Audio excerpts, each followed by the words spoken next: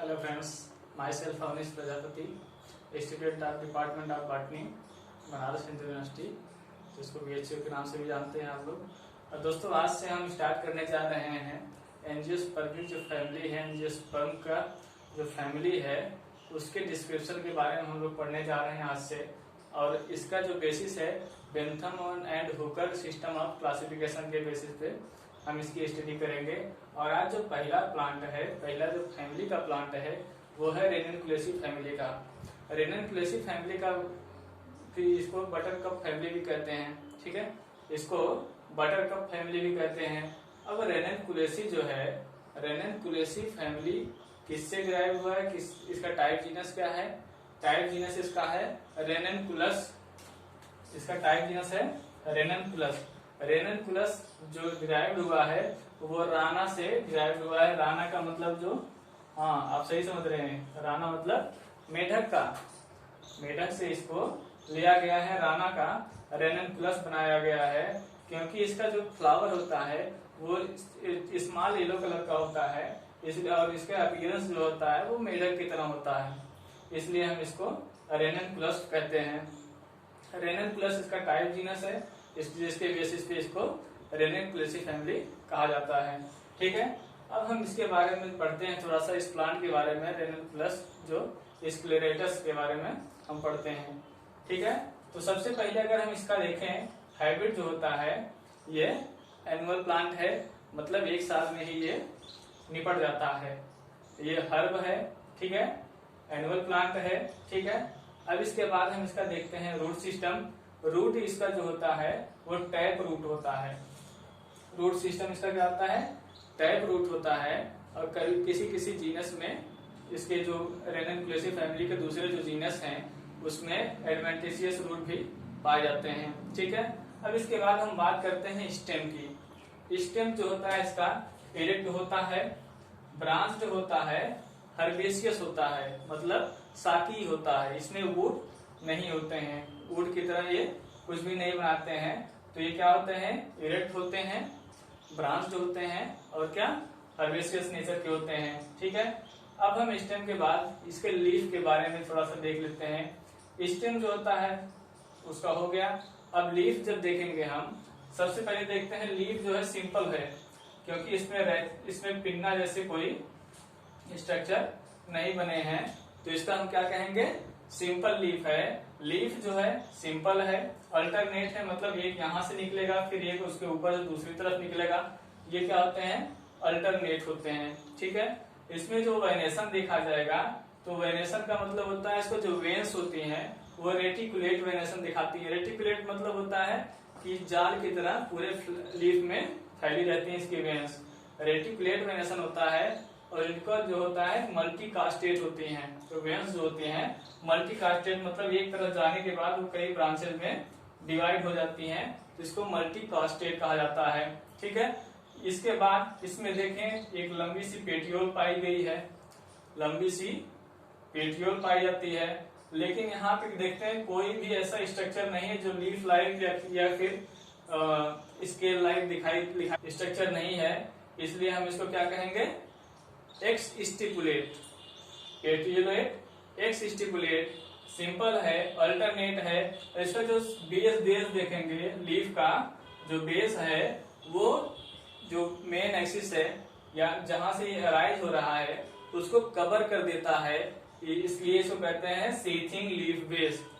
Leaf base को कहते हैं सीथिंग लीफ बेस, ठीक है। अब हम इसके इन्फ्लोरेसेंस पे आते हैं। इन्फ्लोरेसेंस इसका जो होता है वो साइन टाइप का होता है। इन्फ्लोरेसेंस जो होता है वो साइन टाइप का होता है। साइन इन्फ्लोरेसेंस क्या होता है? इसका जो मेन एक्सिस है थोड़ी समय बाद ऊपर जाके उस वहां पे डिवीजन हो जाता है, मतलब वहां से ब्रांचिंग हो जाती है और सभी ब्रांचेस पे फ्लावर का फॉर्मेशन हो जाता है, जिससे उसकी ग्रोथ वेरी गुड रुक जाती है, वो आगे ग्रो नहीं करता है। जबकि अगर हम दूसरी तरह का देखें इन्फ्लोरेसेंस, जो रेसिम होता है, रेसिम में मेन एक्सिस कभी भी फ्लावर में कन्वर्ट नहीं होता है, उसका जो साइड की ब्रांचेज हैं वहां से फ्लावर डेवलप होते हैं, अराइज होते हैं, और वो मेन एक्सिस जो है धीरे धीरे बढ़ता रहता है। लेकिन इसके मेन एक्सिस पे देखेंगे आप फ्लावर का फॉर्मेशन हो गया है, इसलिए यहाँ पे इसका डेवलपमेंट बहुत ज्यादा नहीं होगा। इसको जल धनिया भी कहते हैं, सामान्य भाषा में जल धनिया या फिर जंगली धनिया भी कहते हैं रेनकुलस को। ठीक है, अब हम इसका साइमोज हो गया, साइन टाइप हो गया। अगर हम इसका एक फ्लावर देखें, ठीक है, इन्फ्लोरेसेंस के बाद फ्लावर पे आते हैं। यहाँ पे फ्लावर अगर हम देखें तो ये फ्लावर पेंटामेरस है। ठीक है, पेंटामेरस मतलब कैलिक्स करोला 5-5 पाए जाएंगे। ठीक है, पेंटामेरस के होने के बाद ये एक पेडिसिल होता है इसमें, यानी ये पेडिसिलेट हो गया। ठीक है, पेडिसिलेट हो गया। फ्लावर कंप्लीट है, इसमें कैलिक्स, करोला, एंड्रोसियम और गाइनोसियम चारों पार्ट पाए जा रहे हैं, यानी एक फ्लावर कैसा हो गया, कंप्लीट फ्लावर हो गया।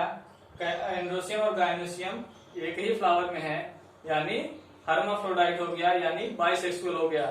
ठीक है, बाइसेक्सुअल होने के साथ साथ अब इसमें हम अगर देखें इसकी सिमेट्री, तो इसका जो फ्लावर है, फ्लावर अगर हम कहीं से भी काट दें तो ये 2 बराबर भागों में बढ़ जाता है। कहीं से भी अगर इसका फ्लावर हम काट दें तो 2 बराबर भागों में बढ़ जाता है, इसलिए इस फ्लावर का हम एक्टिनोमार्फिक कहते हैं। एक्टिनोमार्फिक फ्लावर क्या होता है, जो कहीं से भी काटने पे 2 बराबर भागों में बढ़ जाए। अगर हम एक दूसरा इसका जीनस देखें, डेल्फिनियम जिसका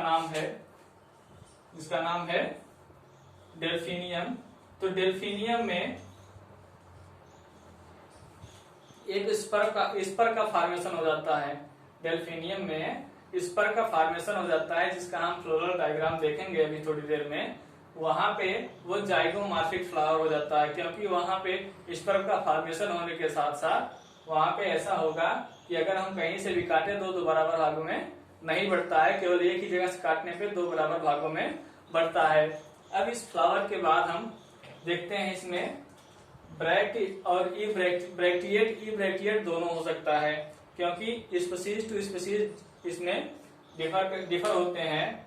ये ब्रैक्टिएट और ब्रैक्टिएट दोनों हो सकते हैं। ठीक है, अब अगर हम इसका देखें, जो ओवरी है वो कैलिक्स, करोला और एंड्रोसियम के ऊपर है, इसलिए इस ओवरी को, इस फ्लावर को हाइपोगाइनस कहते हैं। हाइपोगाइनस का मतलब होता है कि जब ओवरी है वो कहां से अराइज होती है, सबसे ऊपर, यानी कैलिक्स, करोला, एंड्रोसियम के ऊपर अराइज होती है, इसलिए इस फ्लावर को हाइपोगाइनस फ्लावर कहते हैं। ठीक है, अब हम एक एक करके कैलिक्स, करोला, एंड्रोसियम और गाइनोसियम को देखते हैं। तो कैलिक्स जो होता है उसकी जो यूनिट होती है उसको कहते हैं सेपल। कैलिक्स के यूनिट को सेपल कहते हैं। ये नंबर में 5 होता है। फ्लावर में ही हम बता चुके हैं कि ये पेंटामेरस फ्लावर है। पेंटामेरस का मतलब कैलिक्स, करोला के जो यूनिट हैं वो 5 नंबर में पाए जाएंगे। सेपल जो होता है वो 5 होता है। पांचों क्या होंगे, फ्री होते हैं। फ्री होने का मतलब क्या है, पॉलीसेपलस कंडीशन में होते हैं। ये कैलिक्स जो है पॉलीसेपलस मतलब सभी सेपल इसके फ्री होते हैं, पॉलीसेपलस कंडीशन में होता है। इसका अगर हम देखें कि ये एक दूसरे से किस तरह से अरेंज्ड हैं, तो उस अरेंजमेंट को कहते हैं इम्ब्रिकेट एस्टिवेशन। अरेंजमेंट को कहते हैं एस्टिवेशन, यानी इम्ब्रिकेट एस्टिवेशन होता है। इम्ब्रिकेट एस्टिवेशन अभी हम फ्लोरल डायग्राम में देखेंगे। दूसरे नंबर पे आता है हमारा कोरोला। कैलिक्स के बाद हम दूसरा देखते हैं क्या है, कोरोला। तो कोरोला का जो यूनिट होता है इसको कहते हैं पेटल। पेटल, कोरोला का यूनिट पेटल होता है। पेटल जो होता है नंबर में ये भी 5 होता है और पांचों फ्री होते हैं, यानी पॉलीपेटलस कंडीशन होता है इसमें। पॉलीपेटलस मतलब सभी पेटल फ्री होते हैं। अब पेटल हम अगर इसमें देखें तो इसमें एक पेटल इस तरह से होता है और यहाँ पे इसके बेस पे नेक्टरीज पाई जाती हैं। जो पेटल के बेस पे नेक्टरीज पाई जाती हैं, जिसके लालच में इंसेक्ट्स फ्लावर पे आते हैं, फ्लावर से नेक्टरीज लेते हैं और यहाँ से एंथर से इसको इनके गैमीट को ले जाके दूसरे फ्लावर पे डाल देते हैं, दूसरे फ्लावर पे चला जाता है। इस तरह से इनका पॉलिनेशन हो जाता है। ये लालच देके बुलाते हैं इंसेक्ट को और उन्हें अपना काम सौंप कर निकाल देती हैं अपना काम, और उन्हें पता भी नहीं चलता है। ठीक है, तो ये क्या होता है, नेक्टरीज होती हैं इसमें, करोला में। ठीक है, ये नंबर में पेटल्स 5 होते हैं, पांचों फ्री होते हैं, पॉलीपेटलस कंडीशन जिसको कहते हैं। इसके अलावा क्या देखेंगे इसमें, अगर एस्टिएशन देखते हैं तो ये भी इसमें भी इम्ब्रिकेट एस्टिएशन देखा जाता है। इम्ब्रिकेट एस्टिएशन अभी हम फ्लोरल डायग्राम में देखेंगे।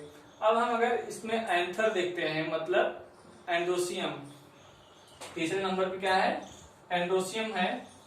एंड्रोसियम की अगर हम बात करें तो एंड्रोसियम इसमें होता है स्टेमन, इसका जो यूनिट होता है एंड्रोसियम का उसको हम स्टेमन कहते हैं।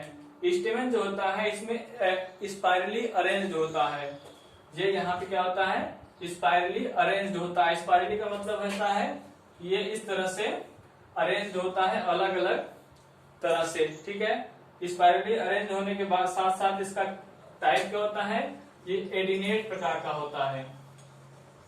एडिनेट प्रकार का मतलब क्या है, ये इसका जो फिलामेंट है पूरे लंबाई में ही रन करता है, मतलब यहां तक इसका फिलामेंट रहेगा एकदम टिप तक। ठीक है, ये एक्सट्रोड्स कंडीशन में होता है। एक्सट्रोड्स कंडीशन का मतलब क्या होता है कि इसके जो यहां से इसके जो गैमेट्स निकलते हैं वो बाहर की तरफ खुलते हैं, मतलब ये जो झुकाव होता है इनका ये बाहर की तरफ होता है। यहाँ ये बाहर की तरफ झुके होते हैं, तो यानी उनको कहते हैं एक्सट्रोस एस्टिवेशन होता है। एक्सट्रोस कंडीशन में होते हैं, इसके अंदर एक्सट्रोस कंडीशन में होते हैं, एडिनेट होते हैं, और क्या होते हैं ये, इनका जो फिलामेंट है पूरे थ्रू आउट द लेंथ वो रन करते हैं। इनका नंबर जो होता है इनडेफिनिट होता है, मतलब स्टेमन जो होते हैं उनकी संख्या बहुत ज्यादा होती है। इनको कहते हैं, जहां पे संख्या बहुत ज्यादा हो जाए वहां पे क्या कहते हैं, वेरी गुड, हाँ इनडेफिनिट होता है। ठीक है, अब आगे चलते हैं हम। गायनोसियम की बात करें तो गायनोसियम भी क्या होती है, पॉलीकार्पेलरी होती है, मतलब इसमें बहुत सारे कार्पेल्स पाए जाते हैं। ये यहाँ पे अगर देखें हम तो ये एक रिसेप्टिकल है और रिसेप्टिकल के चारों तरफ कार्पेल्स लगे हुए हैं, मतलब बहुत सारे कार्पेल्स लगे हुए हैं, और सभी कार्पेल्स में एक एक ओवरी एक एक ओव्यूल होते हैं। ठीक है, तो यहाँ पे अगर हम ओव्यूल का देखें, ओव्यूल का प्रेजेंटेशन देखें तो ये बेसल है, क्योंकि ये बेस से निकल रहा है इसलिए इसका प्रेजेंटेशन क्या है, बेसल प्रेजेंटेशन है। अगर हम ओवरी को देखें, मतलब गायनोसियम के देखें, तो एक कैलिक्स करोला एंड्रोसियम के ऊपर एराइज हो रहा है, इसलिए इस ओवरी को कहते हैं सुपीरियर ओवरी। इस ओवरी को क्या कहेंगे, सुपीरियर ओवरी कहेंगे। ठीक है, अब इसमें सभी कार्पेल्स फ्री हैं, सभी कार्पेल्स फ्री हैं, इसलिए इसको कहते हैं एपोकार्पस कंडीशन। एपोकार्पस कंडीशन मतलब सभी कार्पेल्स फ्री होते हैं, ओवरी सुपीरियर हो गया, बेसल प्रेजेंटेशन हो गया, और सभी कार्पेल्स में एक एक ओव्यूल होते हैं। ठीक है, अब हम इसके फ्लोरल डायग्राम और फ्लोरल फार्मूला पे आते हैं। दोस्तों इसके बाद हम बात करते हैं इसके फ्लोरल डायग्राम के बारे में। फ्लोरल डायग्राम बनाने से पहले हम लोग सबसे पहले देखते हैं फ्लावर ब्रैक्टिएट है या फिर इब्रैक्टिएट। तो सबसे पहले ये फ्लावर जो है रेननकुलस स्प्लिटर्स होता है, ब्रैक्टिएट। तो सबसे पहले हम इसका ब्रैक्ट बना लेते हैं। ठीक है, अब इसके बाद हम इसके कैलिक्स पे आते हैं। तो कैलिक्स हम पहले बता चुके हैं कैसा है इसका, यस इम्ब्रिकेट होता है। तो इम्ब्रिकेट कैलिक्स क्या होता है, इसमें जो पेटल्स होते हैं दो सबसे बाहर रहते हैं, दो इनर साइड रहते हैं, और एक ट्विस्टेड कंडीशन में रहता है। ठीक है, एक क्या होता है, ट्विस्टेड कंडीशन में रहता है। ये हो गया ट्विस्टेड कंडीशन में।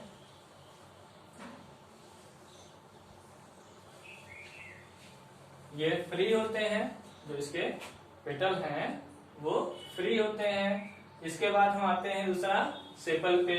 सेपल भी कैसा होता है, पहले ही बता चुके हैं कैसा, यस इम्ब्रिकेट होता है। इम्ब्रिकेट इसका भी बनाते हैं। इम्ब्रिकेट कैसे बनाएंगे, दो बाहर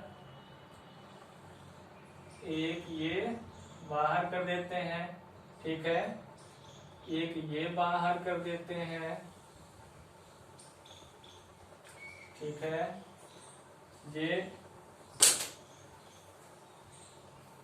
ये एक अंदर है, ठीक है, ये अंदर है और एक ये बाहर और अंदर की तरह होता है, ठीक है। इस प्रकार से ये हो गया कैलिक्स और करोला। अब हम बात करते हैं एंडोसियम की। एंडोसियम बनाने से पहले हम गाइनोसियम देख लेते हैं।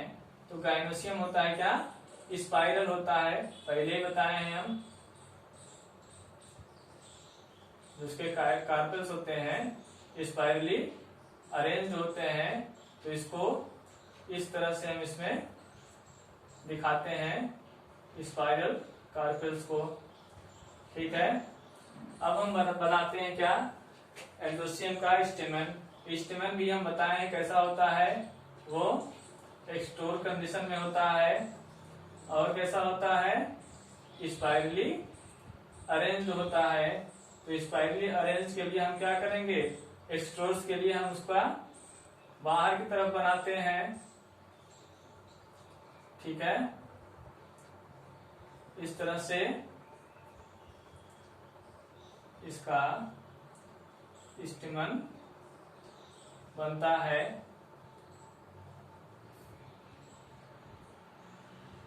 जो कि स्पाइरली अरेंज्ड होता है। तो इसका स्टेमन है स्पाइरली अरेंज्ड होता है, ठीक है। चलिए, स्पाइरली अरेंज्ड स्टेमन हो गया।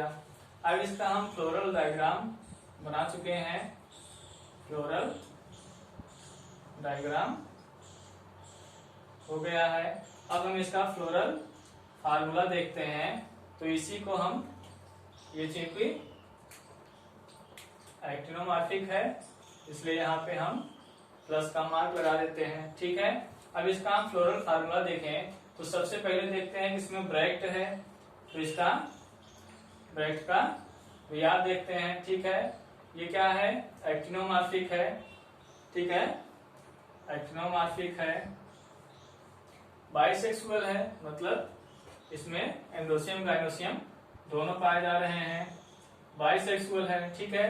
अब इसमें हम अगर बात करें कैलिक्स की, तो कैलिक्स इसमें नंबर में कितने हैं, 5 है, पांचों फ्री हैं, तो ऐसे ही छोड़ देते हैं। अब करोला की बात करें तो करोला इसमें क्या है, करोला 5 है और पांचों फ्री हैं, ठीक है। एंडोसियम की बात करें, एंडोसियम क्या है, इंडेफिनिट है, इनफाइनाइट है, तो इनफाइनाइट का लगा देते हैं। फिर क्या है, गाइनोसियम की बात करते हैं, तो गाइनोसियम जो है उसमें कार्पेल्स कितने हैं, बहुत सारे हैं, ठीक है, तो उसमें भी इनफाइनाइट लगाते हैं। और इसका सुपीरियर ओवरी है, तो यहाँ पे नंबर जो लिखते हैं उसके नीचे एक लाइन बना देते हैं, जिसका मतलब हो जाता है सुपीरियर ओवरी। तो इस प्रकार से हमारा रेननकुलस जो प्लांट है वो कंप्लीट होता है फ्लोरल डायग्राम और फ्लोरल फार्मूला के साथ। फ्लोरल डायग्राम में ब्रैक्ट है, पेटल्स 5 है, सेपल 5 है, पेटल 5 है, एंडोसियम जो है इनफाइनाइट है, ठीक है, स्टेमन जो है इनफाइनाइट है और स्पाइरली अरेंज है। गाइनोसियम जो कार्पेल्स हैं वो भी स्पाइरली अरेंज है, इनफाइनाइट है और फ्लावर जो है एक्टिनोमॉर्फिक है। तो दोस्तों आशा करते हैं आपको समझ में आया होगा, और अगर कोई क्वेरीज हो, क्वेश्चंस हो तो कमेंट बॉक्स में जरूर पूछें। Thank you, Radhe Radhe.